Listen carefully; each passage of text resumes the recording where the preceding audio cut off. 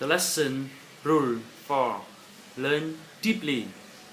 Hi, this is AJ again, director of Effortless English.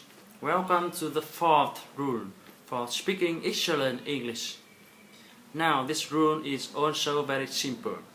In fact, all of these rules are simple, but when you use all of them, change the way you use English, you will get fantastic results.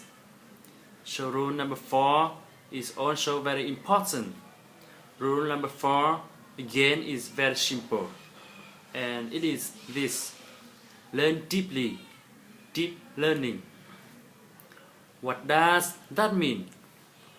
Well, deep learning basically means repeating what you learn again and again and again, many times.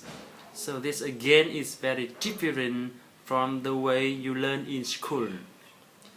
Unfortunately, most schools have lots of pressure to go fast. They are always pushing the students to learn more vocabulary,